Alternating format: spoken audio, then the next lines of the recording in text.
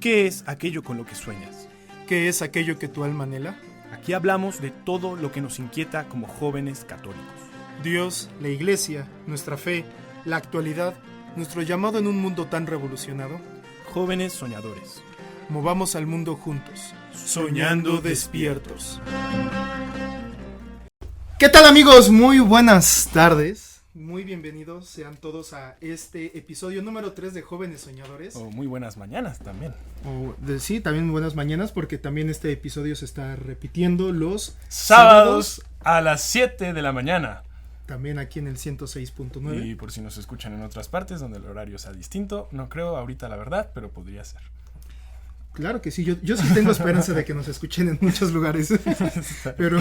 pero bueno, vamos a empezar con este episodio. Ya no vamos a irnos como tan largo, porque se nos va el tiempo de verdad demasiado en o sea, como que siento que más bien que tenemos poquito tiempo, ¿no? O sea, como sí, que ya decimos como tiempo. Que una hora y no, hombre, una hora, pero de repente es como nos faltó un buen. Pero bueno, vamos a empezar con nuestro episodio de hoy. Vamos a dar como una pequeña introducción a lo que vamos a hablar.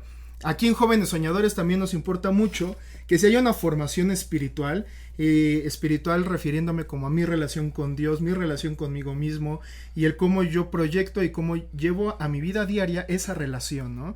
Para hacer de este mundo un lugar mejor, ¿no? Siempre por medio de Dios, por y para Dios. Así es. Entonces, pero también nos interesa mucho que como jóvenes nos formemos como católicos. Es como súper importante. Porque de nada sirve como querer hacer el bien si no conocemos a quién es el bien, ¿no? Claro. Entonces, creo que vamos a empezar como con vamos a tener esta sección de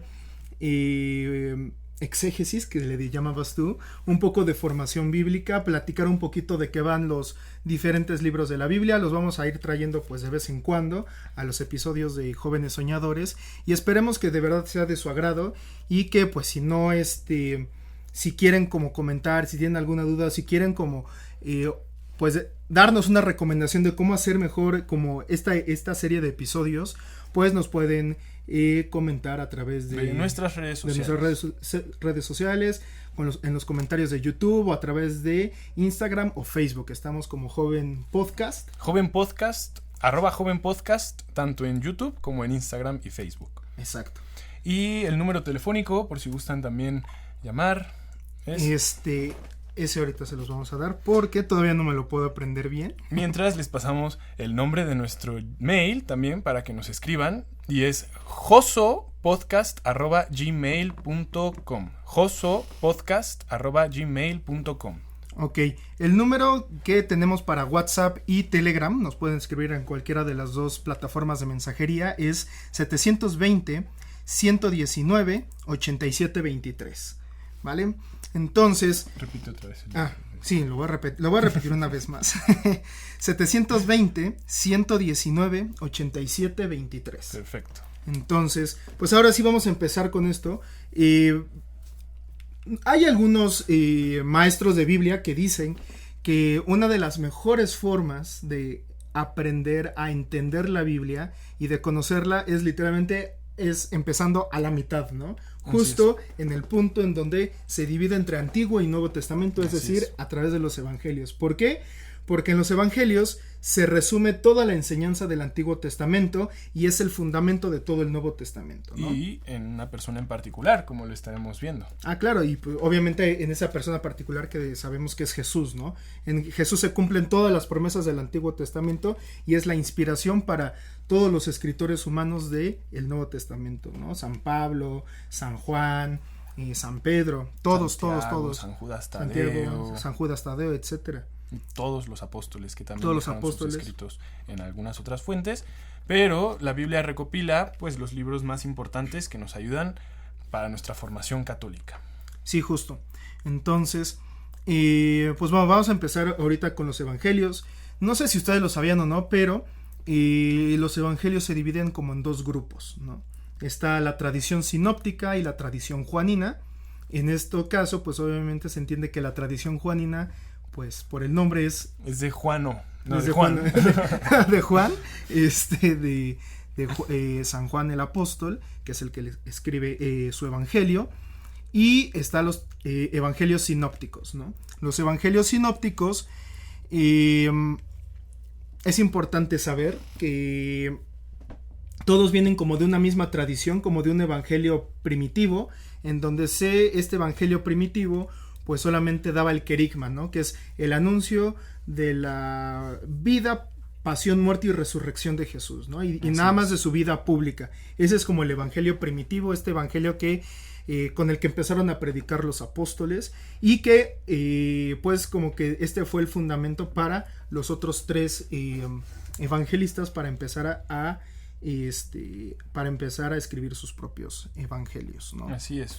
Todos comienzan a escribir los evangelios, los evangelistas, a raíz de una necesidad también que vivían en su tiempo, ¿no? Por ejemplo, el evangelio de San Mateo lo escriben pues porque después de la caída de Jerusalén, no de Jerusalén propiamente, sino del templo, la destrucción del templo en el año 70, pues todavía había corrientes, ¿no?, de los judíos, y que eran muy radicales, ¿no?, y que también no consideraban a Cristo y condenaban a todos los cristianos, ¿no?, así como el Imperio Romano también cerca de esa época comenzaba a perseguir a todos los cristianos y los quemaba incluso vivos en las calles, ¿no?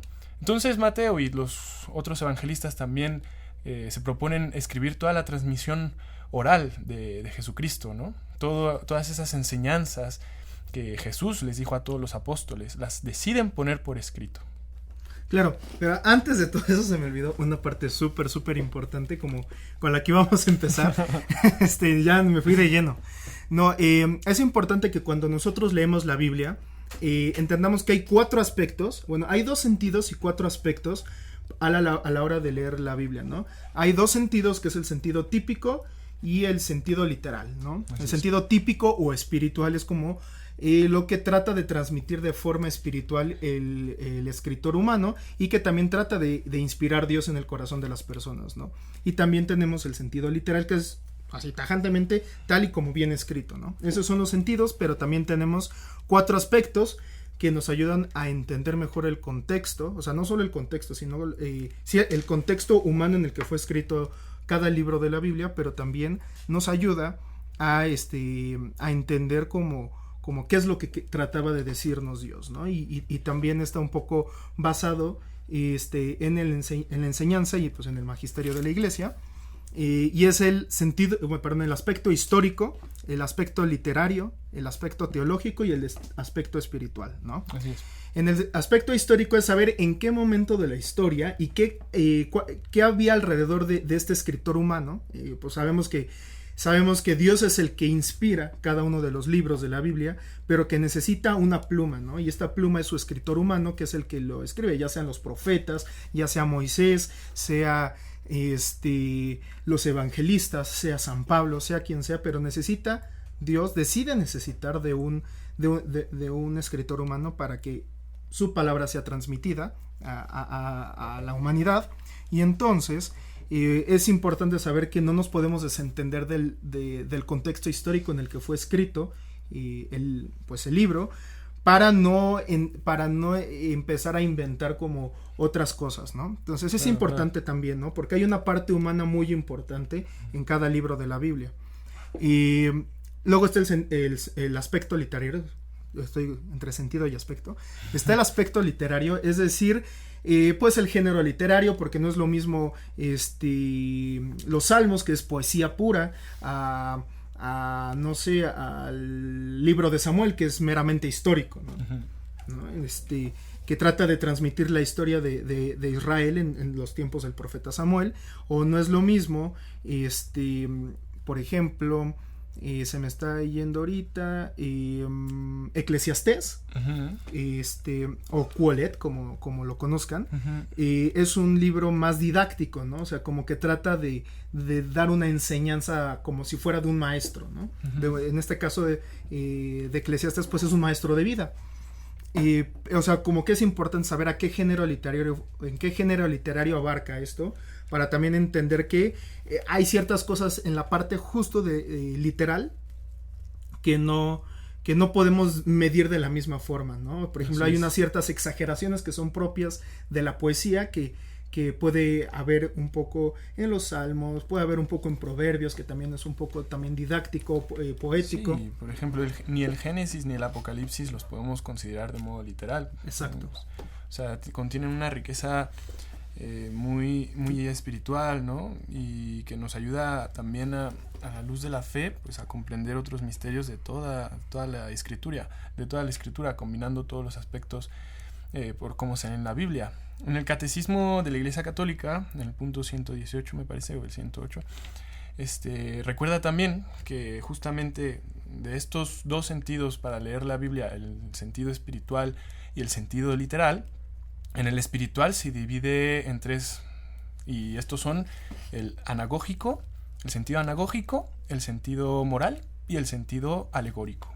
El sentido anagógico es todo aquello que leemos en la Biblia y que nos conduce hacia algo, particularmente hacia la revelación más excelsa, que es Jesucristo, ¿no?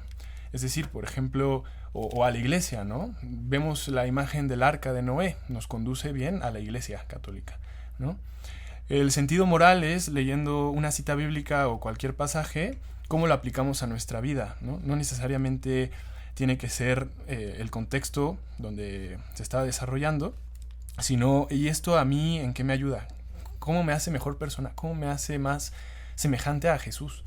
Y el sentido alegórico, pues son todas las metáforas de la Biblia, ¿no? Jesús usaba muchas. Se puede llamar a esto las parábolas, por ejemplo, de las cuales en un ratito también vamos a hablar, ¿no? Sí, claro. Y también es importante, y esto antes de irnos al corte es como lo que vamos a abarcar un poquito, es saber, bueno, ya hablamos un poquito del origen de los evangelios, ¿no? Vamos a retomar de lo que estábamos hablando hace unos minutos. Sí, por favor, dinos.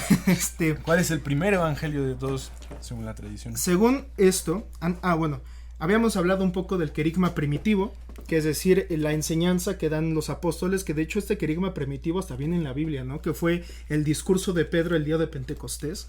O sea, se hablaba prácticamente de que Jesús vino a la tierra siendo el Hijo de Dios, que fue aprensado, fue traicionado por su pueblo, fue llevado a una muerte de cruz y que había resucitado al tercer día, ¿no? Uh-huh. Entonces, eso es prácticamente como el primer querigma, ¿no? Jesús vino a la tierra, bueno, el Hijo de Dios vino a la tierra, murió por ti y resucitó por ti, ajá, y eso es prácticamente, ¿no? El querigma primitivo.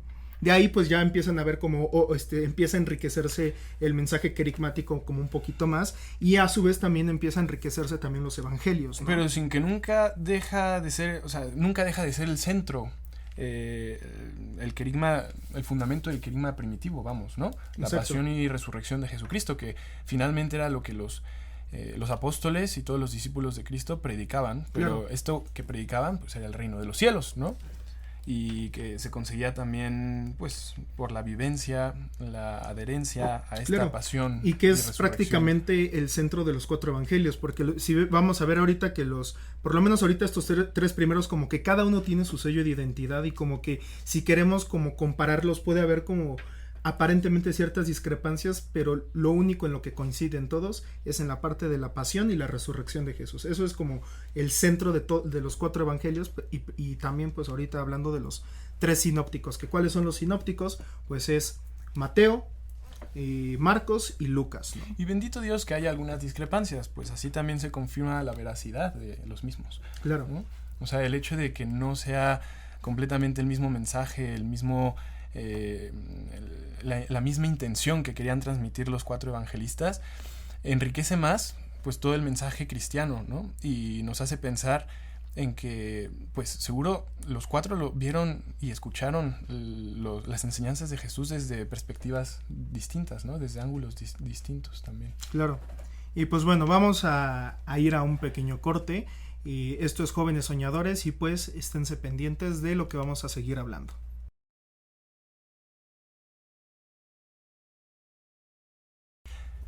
Así es, entonces volvemos con Jóvenes Soñadores, vamos viendo un poquito cuáles son los sentidos de la Sagrada Escritura, vamos viendo un poquito cuáles son los orígenes del Evangelio y ahorita vamos a profundizar un poquito más. Les quería compartir, pues justamente como lo pone el Catecismo de la Iglesia Católica en su número 118, y dice en latín: litera gesta docet quid credas allegoria moralis quid agas quotendas anagogia. ¿Y en español literal? Pues para los que no sabemos latín, en español la traducción es: la letra enseña los hechos, la alegoría lo que has de creer, el sentido moral lo que has de hacer, y la anagogia a dónde has de tender. Otra vez: la letra enseña los hechos, la alegoría lo que has de creer, el sentido moral lo que has de hacer, y la anagogia a dónde has de tender. Ok, eso me gusta, Es para consultar, justo los que nos estén escuchando, métanse al Catecismo 118. ¿En su numeral 118? Sí. Ok, muy bien. Y entonces vamos a continuar con esto. Ya vamos a pasar literalmente al primer evangelio. El primer evangelio en el orden bíblico, ¿no? Porque vamos a hablar un poquito que realmente de los 4, bueno, no, también es el primer evangelio histórica, o sea, como... El que estás a punto de decir. El que estoy a punto de decir, sí, es el primero, porque... Según datan los años, ¿no? Según datan algunos, pues, historiadores y personas que han tratado de entender cómo se fue dando los evangelios. El primer evangelio de todos, bueno, para que digan que no nos inventamos esto, nuestra fuente de todo esto son libros escritos por el padre Salvador Carrillo Alday, y entre otros padres, entre otros sacerdotes, pero pues fue nuestra principal fuente, y que tiene pues tiene libros de estos 4 evangelios, y también tiene un libro que se llama Introducción a los Evangelios. Así ¿no? es. Entonces, como una forma, no sé si digo, yo me imagino que no, porque son libros de los 90s, y que no sé si estén muy desactualizados, pero aún así no está tan distanciada la información, ¿no? Y siguen siendo vigentes. Y siguen siendo vigentes porque vigentes. la base de exégesis sigue siendo la misma, ¿no? Exactamente. Entonces, probablemente puede que haya diferencias, pero no son como tan fuertes, ¿no? Como para que no podemos compartir esto. Pero al parecer el primer evangelio, o el primero como que se empezó a predicar en la tradición oral, fue el de Mateo, pero un evangelio de Mateo como demasiado primitivo, en donde todavía no le metían algunas cositas, ¿no? Del evangelio que hoy conocemos, ¿no? O sea, hay 2 evangelios de Mateo, uno como primitivo, y luego pues está el que hoy vemos en nuestras Biblias. Y de el primer libro o el primer evangelio que se escribe pues es el de Marcos. El de ¿no? Marcos, que muchos dicen que en realidad pues Marcos fue asistido o más bien, Marcos asistió al apóstol Pedro. A San Pedro. Fue discípulo de San Pedro, y de la enseñanza de Pedro, Marcos extrajo su primero. Marcos era como el secretario de San Pedro. Entonces muchos llaman por eso al Evangelio según San Marcos, Evangelio según San Pedro. Claro. Pero bueno, ahorita vamos a hablar del de Marcos, vamos a hablar un poquito primero del de Mateo. Hay algo como que me encanta de Mateo, y es que prácticamente todo su evangelio lo centra en el anuncio del reino de los cielos. Es el que más, o sea, todos los 4 evangelistas hablan del reino de los cielos, pero el que más habla y el que más versículos y capítulos le mete al anuncio del reino de los cielos es Mateo, ¿no? Y es increíble porque justo en su modo de ordenar todos los eventos, ya que pues no necesariamente en los evangelios se cuenta como una cronología, ¿no? de los sucesos de Jesucristo. Sí, claro, no es una cronología perfecta, vamos, ¿no? Los evangelios no son no son libros históricos según las reglas de cómo se debe de datar un libro histórico, y no pretenden ser libros históricos. Pero ¿no? incluso hay teología en el orden de cómo los evangelistas han puesto cada enseñanza de Jesús, ¿no? Cómo lo han ordenado, que seguramente también ellos se vieron motivados por el mismo Jesucristo, ¿no? Está más, sin mencionar, claro, que pues todo es palabra viva y todo es inspiración del Espíritu Santo. De otro modo no serían evangelios. Claro. Y es importante de esto de Mateo que sí, o sea, como que trata de mantener como un esquema en donde hay una sección narrativa, es decir, y Jesús estaba haciendo esto, o Jesús fue con sus discípulos a tal lugar, y después de una sección narrativa siempre viene un discurso. Inmediatamente después de decir qué estaba haciendo Jesús, Jesús habla y hace un discurso. Entonces, ese es como básicamente el esquema de Mateo. Digo, obviamente ya de la parte como de Jesús, ¿no? Porque hablamos de que pues Mateo es uno de los que habla de la infancia de Jesús, investiga su propia genealogía de Jesús y la presenta uno que otro dato no sé si él o solamente Lucas habla de la infancia de Jesús. También habla un poco Mateo, no tan específico como Lucas, pero habla un poco, y después de ahí ya se viene como toda la parte de la vida pública de Jesús, después de su bautismo, ¿no? Así es, Mateo pues ordena su evangelio en 7 partes, y estas 7 partes, 5 que son las centrales, hablan de las secciones narrativas y los discursos. Es decir, Mateo empieza con la genealogía y la infancia de Jesús, y de allí hay 5 secciones narrativas y discursivas, y termina con la pasión y resurrección, ¿no? Justo, y de hecho hay una teología también detrás de los números, claro, ¿no? Porque sabemos que en el sentido bíblico el 7 significa plenitud, ¿no? Y el hecho de que los evangelistas pues jueguen con estos números y con todas las enseñanzas, y escriban también con un sentido más profundo del que podemos ver simplemente, pues nos dice muchísimo, ¿no? Y la verdad es que también dice mucho sobre su devoción que le tenían a Dios, ¿no? Claro, y de tratar de encontrarle a través de estos números como un sentido profundo de que incluso Dios habla a través de esto, ¿no?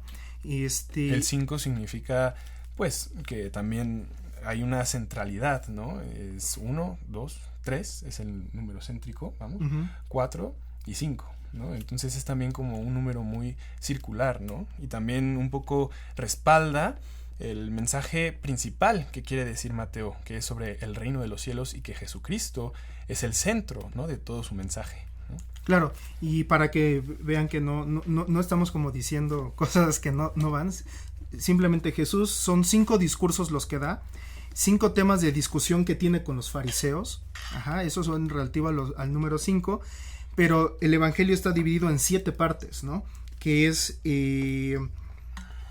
pues bueno, la infancia de Jesús, la promulgación del reino de los cielos, los signos y la predicación del reino de los cielos, el misterio del reino de los cielos, entonces ahorita con las primicias de este reino, la consumación del reino y su pasión y resurrección, ¿no? Esas son las 7 partes. Y todo en el reino. Y todo el reino, pues por eso, claro. por eso se llama, y de hecho en este libro del padre Carrillo, habla como el evangelio de Mateo, anuncio del reino de los cielos, ¿no? O sea, como que para Mateo lo más importante de todo lo que hizo Jesús fue anunciar el reino de los cielos, pero también traerlo a la tierra, ¿no? Así es.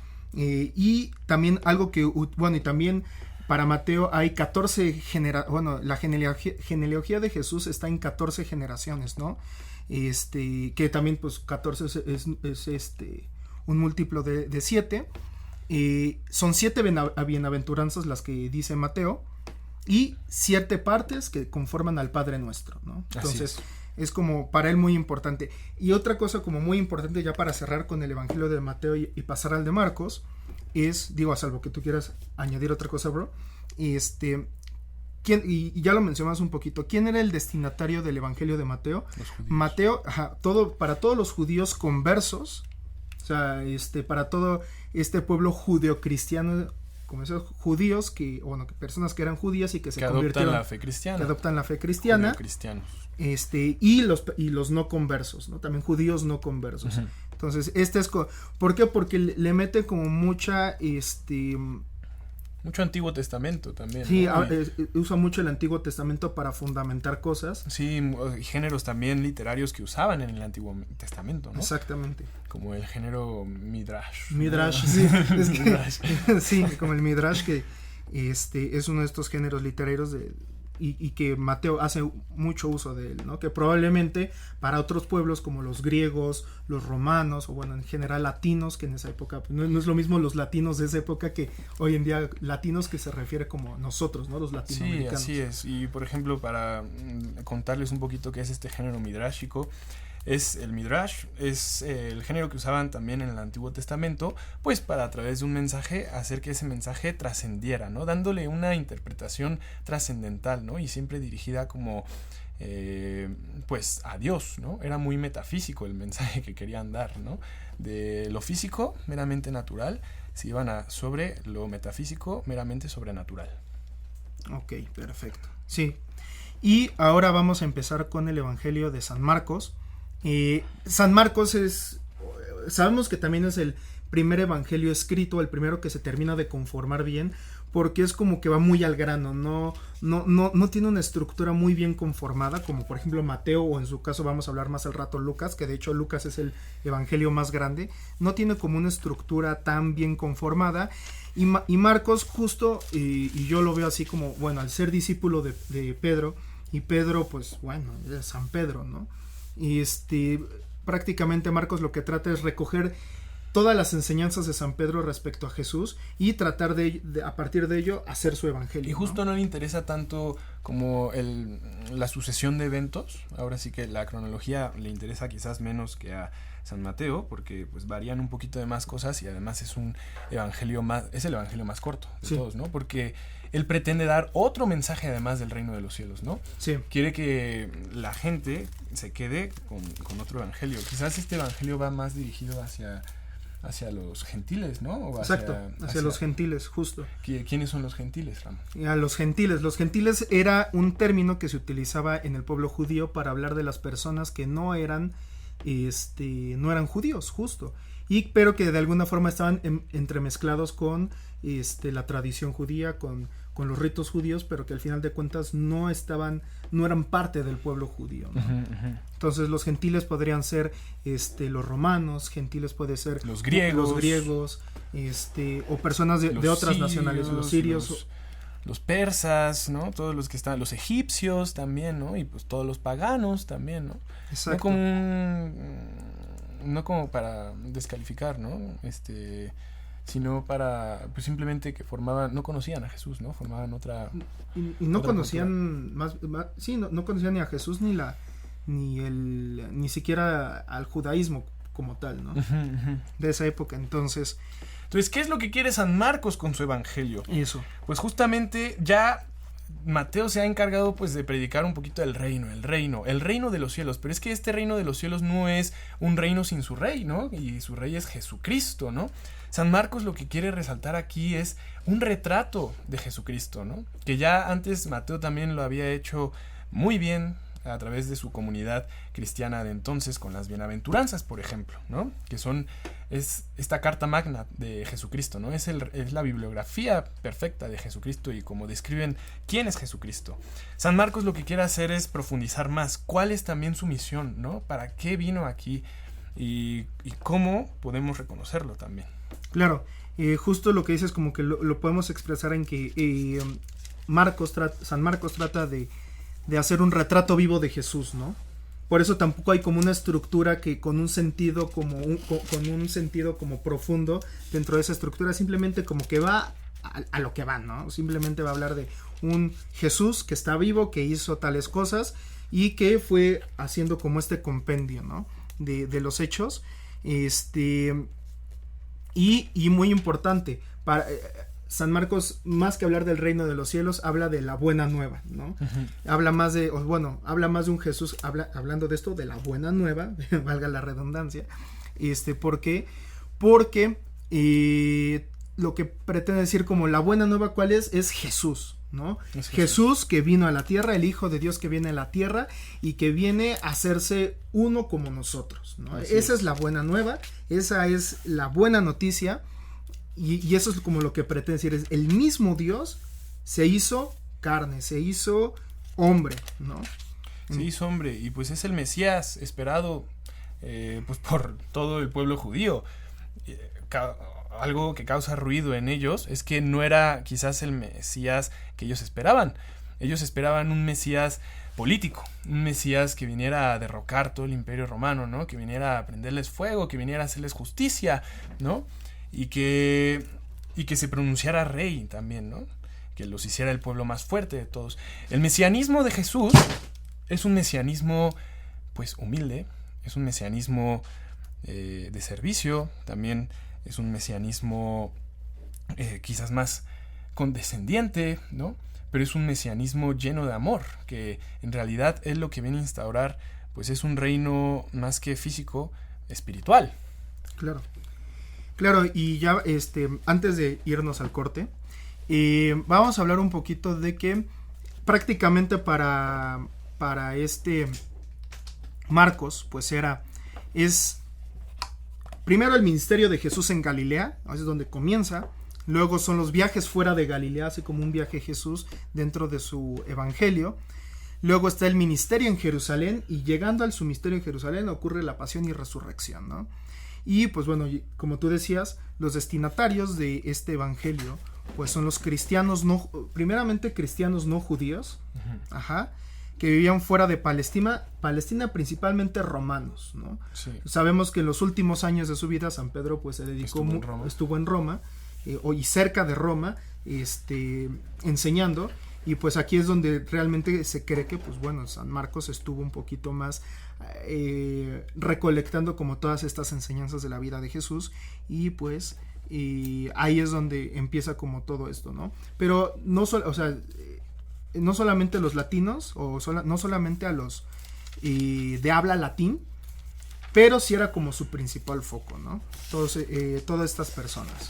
Todas estas personas, exactamente. Que de hecho, algo curioso tanto del evangelio de los de San Marcos como de Mateo como de San Lucas, es allí el énfasis que se pone al mesianismo, lo que estábamos diciendo, y cómo la gentilidad y no los judíos pues lo recibieron mejor, o sea, recibieron mejor el mensaje de Jesucristo que los judíos, los fariseos, los saduceos, que esperaban este Mesías político, ¿no? En el centro del evangelio de San Marcos se escucha justamente cómo Jesús habla sobre su misión en particular, ¿no? No he venido yo a ser servido, sino he venido a servir, ¿no? Y todos se quedaron como de, ¿qué onda, no? O sea, ¿qué clase de rey se pone a servir a todos sus súbditos, no? Pues este es Jesús, claro, que viene a transformar los corazones de sus fieles y a trascender los reinos del mundo para llevar a un mundo mejor, a un cielo. Claro. Y pues bueno, con esto vamos a un pequeño corte. Esto es Jóvenes Soñadores y pues estamos para regresar con el Evangelio de Lucas.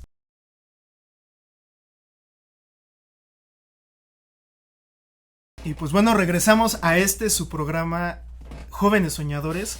Les recordamos que pues nos pueden mandar algún mensajito a través de nuestro número de WhatsApp o de Telegram. Es el mismo número para cualquiera de las dos redes sociales, el 720-119-8723. Otra vez es el 720-119-8723. Ahí nos pueden mandar mensajes o a través de mensaje directo a través de nuestras redes sociales, que es Instagram y Facebook, y estamos como Joven Podcast. Y pues bueno, vamos a regresar a los evangelios. Ya hablamos un poco de Mateo, hablamos un poco de Marcos, así como muy redondamente. Uh-huh. Y ahora también vamos a hablar un poco de el evangelio de Lucas. Y Lucas me gusta, o sea, también me gusta mucho porque de los 4 evangelistas es el más estudiado, ¿no? Sí. Es el más estudiado, es un hombre muy erudito, de hecho, no solamente de la fe, sino como en general. Los 4 evangelios están escritos en griego. Exacto. Pero el mejor evangelio, digamos, el mejor escrito en griego es el de Lucas, ¿no? Exactamente, es el de Lucas. Y justo porque Lucas era de origen griego, discípulo de San Pablo. Así es. Y él justo por ser como punto y aparte de Mateo y Marcos, en el sentido de que pues Mateo era se dirigía directamente a los judíos, y Marcos se dirigía directamente a los romanos. pero a pesar de que el Imperio Romano dominaba todo, la realidad es que todo estaba como mucho más empapado de la cultura en ese tiempo. Más adelante ya como que era un dominio romano total, pero en ese tiempo todavía había demasiada influencia de los griegos en toda la parte del mar Mediterráneo, ¿no? Uh-huh. Entonces, y de hecho había muchos todavía hablantes de griego en esa época, y pues para Lucas... De hecho, dicen, nada más rápido, dicen que el griego era como el inglés para nosotros de la época, ¿no? Exacto. Porque ellos hablaban arameo, ¿no? Jesús hablaba arameo. En las sinagogas se hablaba el hebreo, o se leía, mejor dicho, en hebreo, ¿no? Claro. Se leían todas las lecturas en hebreo. Pero en el mundo de los negocios era el griego. Claro, era el griego. Sí, justo era como el inglés de esa época. Y entonces, Lucas, con todo este contexto, él sabe que la salvación de Jesús no solamente era para los judíos, era él como que se enfoca más en hablar de una salvación universal, o la universalidad de la salvación para todas las naciones, para todas las personas, y también esto es muy influido por San Pablo, ¿no? San Pablo es el primero que entiende que el evangelio se tiene que trasciende del pueblo judío, y que tiene que llegar a los gentiles, ¿no? Que eran las personas que más necesitaban conocer esta salvación. Claro. Y San Pablo en varias de sus cartas se habla también de que no importa si eres romano, si eres judío, si eres gentil, no importa de dónde vengas, la enseñanza de Jesucristo es para cada uno de nosotros, y ¿no? Es interesante cómo San Pablo en realidad lo que estaba haciendo era recalcar todo lo que había dicho ya antes Jesús. En todos los evangelios el mensaje de Jesús siempre va dirigido a todas las naciones, ¿no? Exacto. Y si bien se espera en un momento determinado, como lo es de la Fenicia, creo que es la que se le acerca, ¿no? Y le pide que cure a su hijo, y le dice, no le quites el pan a los hijos, ¿no? Y espérate tú, ¿no? Y sí. Luego que le da una analogía bastante dura, o sea, sí, como muy dura para nosotros, ¿no? Que le dice, no es correcto quitarle a los hijos el pan de la boca para dárselo a los perritos. Pero la verdad es que se le saca como se sale por la tangente esta mujer, y le dice, sí, pero también los perritos comen de las migajas que caen de la mesa del amo, ¿no? ¡Pum! Y pum, y dice como Jesús, ¿saben qué? Me ganó. Jesús es como me ganó. O sea, porque también Jesús sabe ceder. No, y porque finalmente... Y sabe ceder porque sabe que la respuesta que le dio es una respuesta de fe, ¿no? Y porque finalmente iba dirigido a todos, ¿no? Jesús, claro, es verdad, tenía que empezar con el pueblo elegido, ¿no? Pero una vez que ya ve que ellos lo rechazan, pues Jesús quiere dar testimonio también en los confines de la tierra, ¿no? Esa era su principal misión también, ¿no? Claro. Un evento también, nada más rápido para recalcar esto, es la multiplicación de los panes. En San Mateo, como la primera multiplicación de los panes, son 12 canastos los que recogen, representando a las 12 tribus de Israel, al pueblo elegido. Y después la segunda multiplicación de los panes, son 7 canastos los que recogen, representando a las 7 tribus cananeas, ¿no? Claro. También a los gentiles. Es decir, esta multiplicación del Cristo vivo, lo que viene siendo el símbolo del pan, la Eucaristía, es para todos y no hay exclusión alguna. Claro. Sí, justo, y de hecho, o sea, como para retomar lo que estábamos haciendo hace un poquito, sabemos que Lucas es todo un teólogo, es como, o sea, de verdad es el que más le mete teología a su evangelio, o sea, como ya más explicada, ya más como profundizada y más racionalizada. Y, o sea, como que le estuvo tuvo mucho tiempo para rumiarla hasta hacerla suya, ¿no? Así es. Y también es un escritor muy prodigioso, como habías dicho tú, bro. Y algo también como que muy importante es que es el que más se esfuerza por tratarle de dar una cronología al evangelio de Lucas. Que hasta se va antes. Claro, o sea, él habla de la infancia de Jesús, justo, habla de la infancia de Jesús, él también tiene su propia genealogía de la de Jesús. Pero se va hasta Adán. Justo se va hasta Adán, ¿no? Y es como, wow, o sea, como incluso un griego, tenía como bastante noción de algo que solamente en ese tiempo se conocía a través de la tradición oral del judío, ¿no? Claro. Y algo también como súper importante también es que si bien trata de darle una cronología más precisa a los sucesos del evangelio, también es un poco arbitrario, ¿no? O sea, ¿por qué? Porque sí trata de que tenga sentido toda la cronología, pero también como que agarra diferentes cosas para integrarlas y a lo mejor no está, o sea, como que no, tampoco trata de ser como muy preciso. Es bonito pensar que justo de donde toma esas otras cosas, esas otras fuentes, ya no solamente de los evangelios sinópticos, ¿no? Sí, claro. Sino de la misma María, por ejemplo. Claro, también eso es algo que se conoce como mucho en la tradición, que Lucas probablemente pudo haber entrevistado a la Virgen María, ¿no? Es algo como que es algo que se sabe de mucho tiempo atrás de la tradición de la iglesia, que la pudo conocer, y que la entrevistó, y por eso es como que sabe tanto de la infancia de Jesús, ¿no? Así es. O sea, el misterio del rosario, como el niño perdido y hallado en el templo, es extraído del Evangelio de Lucas, ¿no? ¿Quién sino María le pudo haber dicho eso? Exacto, es como decir como... Si él ni siquiera fue de los apóstoles. Sí, no, o sea, de hecho fue discípulo de un apóstol, pero no un apóstol que nombró directamente Jesús en su tiempo en la tierra, ¿no? O sea, el último apóstol que fue San Pablo. Y el apóstol más pequeño, según se describe San Pablo. Sí, claro, y que es el que tiene que utilizar una manifestación para traerlo, ¿no? Para jalarlo. Pablo, yo quiero que seas mi discípulo, ¿no? Así es. Y bueno, también tenemos aquí que también algo que me encanta del evangelio, es que como que no me estaba acordando, pero algo que me gusta mucho del evangelio de Lucas es que tiene 24 capítulos. Ajá. De esos 24 capítulos, 11, o sea, realmente 11 capítulos ocupa Lucas para hablar del ministerio de Jesús, pero como si fuera un viaje. Así es. Y o sea, como si fuera una larga travesía. Y empezando esos 24 capítulos con el anuncio del nacimiento de Juan el Bautista. Quiero comentar rápidamente que es interesante ver cómo esos 24 capítulos nos recuerdan también al capítulo 24 de Génesis, ¿no? Okay. y vas a decir que estoy volando mucho en ideas, pero es que el capítulo 24 del Génesis habla del amigo del novio,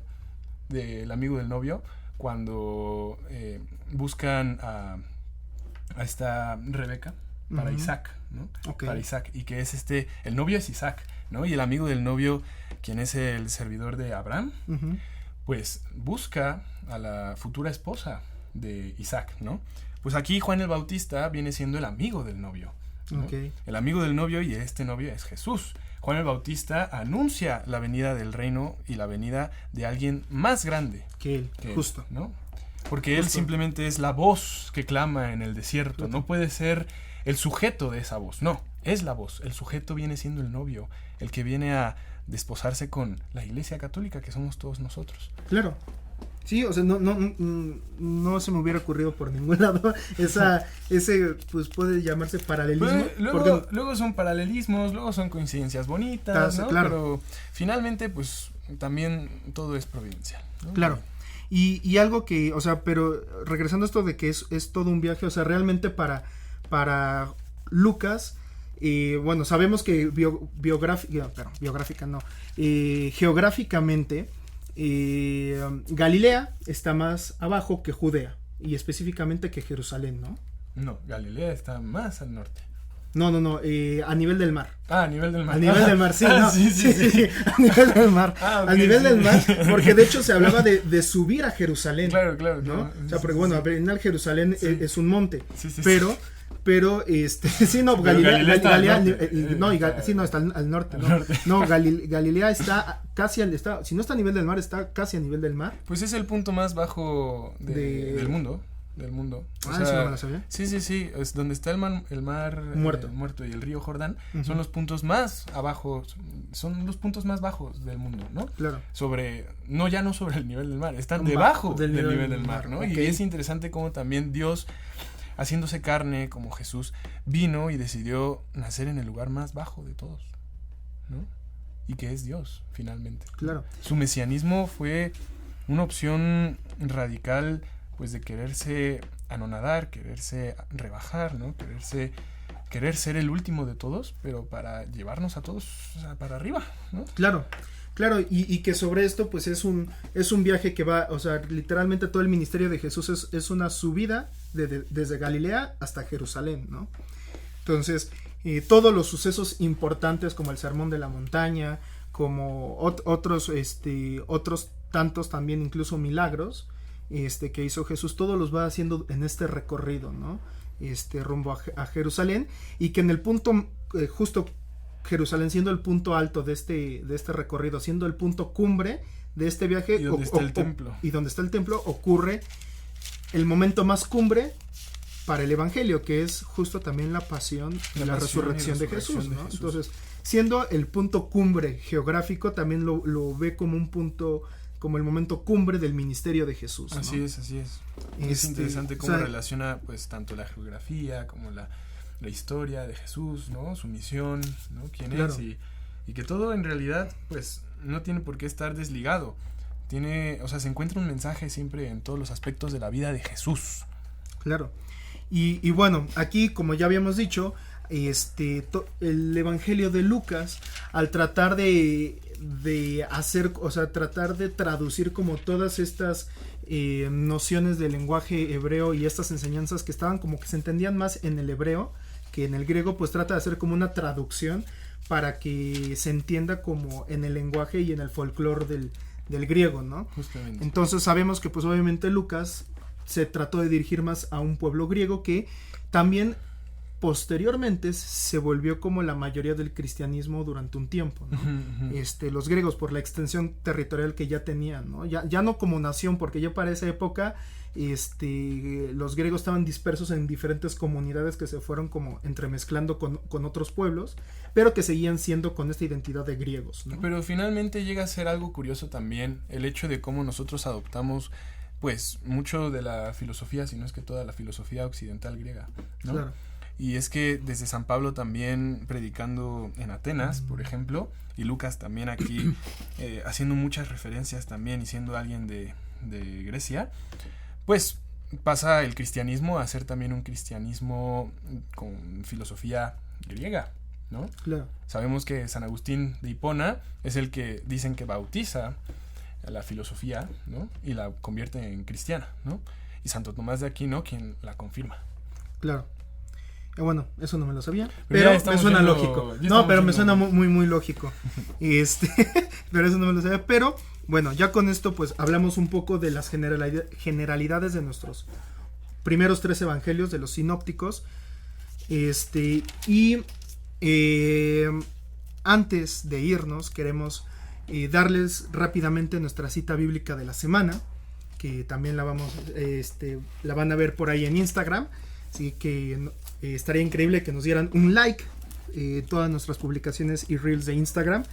La cita bíblica es del Salmo 130, versículos 5 y 6, que dice: Mi alma espera en el Señor, y yo confío en su palabra. Mi alma espera al Señor, más que el centinela la aurora. Esto es palabra de Dios. La vamos a ver. Entonces, ¿no nos quieres decir rápido qué es la palabra teófilo que usa Lucas? Ese es otro. Sí, es que rápido antes de irnos, porque ya tenemos un par de minutitos. Teófilo es, Lucas usa un destinatario y es un teófilo, un dichoso teófilo. Pero si nos vamos a la, ¿cómo se dice esto? Cuando extraes una palabra de su... ¿A la etimología? La etimología, justo, la etimología de teófilo es amante de Dios, es decir, Teófilo no es una persona en específico, no alguien que se llamaba Teófilo, sino Teófilo es todo aquel que ama a Dios. Entonces, si tú amas a Dios, entonces Lucas te está hablando a ti, ¿no? De manera humana, pero sabemos que también es Dios hablándote, ¿no? Pues es que justamente su evangelio comienza dirigido a mi querido Teófilo, ¿no? Es un evangelio que también repite y corrobora pues también el mensaje que es para todas las naciones, ¿no? Claro. Bueno, entonces pasamos rápidamente a personas que nos respondieron cuál era su cita bíblica favorita. Nos marcaron aquí George Porch, un saludo amigo, que es Mateo 28:20. Y bueno, él marcó varias: Lucas 18:27, Lucas 19:10, Juan 15 del 1 al 9 y Juan del 20 al 31, ¿no? Y también él le manda un saludo a todos amigos en Cristo. Luego también tenemos a ¿quién es? A Fer Díaz, ¿sí? Sí, Fer Fer Díaz, Díaz. saludos amigo. A Fer Y Díaz. su evangelio favorito es Mateo 28:20, que dice, yo estoy con ustedes todos los días hasta el fin del mundo. También es uno de mis evangelios favoritos. Luego está de Mimi, también un saludo para A Mimi. Mirna Estefanía. A Mirna Estefanía, un saludo. Que dice, Jesús dice, yo soy el camino, la verdad y la vida. Porque la hace recordar a dónde va. Y por último, tenemos a Oscar Reyes, saludos, que dice que su evangelio favorito es el Lucas, que para él Lucas es un hombre de ciencia. Y vaya que sí, porque también fue médico, Sí, ¿no? pues era médico. Era sí, médico, exactamente. entonces, pues bueno amigos, se nos fue como agua este episodio. Esperemos que haya sido de su agrado, que hoy hayan podido conocer un poquito más sobre los evangelios sinópticos. Un último saludo, nada más que el Ah. programa pasado se nos olvidó saludar a Sí. Daniela Reina. A Dani Reina, A sí, un Daniela saludo Reina. también para Dani Reina, que esperemos que, bueno, no, según yo sí estés escuchando el episodio. Pero bueno, Ok. pues muchas gracias por vernos amigos o por escucharnos. Esto es Jóvenes Soñadores, nos vemos aquí la próxima semanita si Dios quiere y pues... Despiértate tú que duermes y levántate de entre los muertos, que Cristo te iluminará. Gloria a Dios. Gracias por acompañarnos en Jóvenes Soñadores. Esperamos que haya sido de tu agrado y recuerda, Despiértate tú que duermes, levántate de entre los muertos y Cristo te iluminará. jóvenes soñadores, Movamos al mundo juntos, soñando despiertos.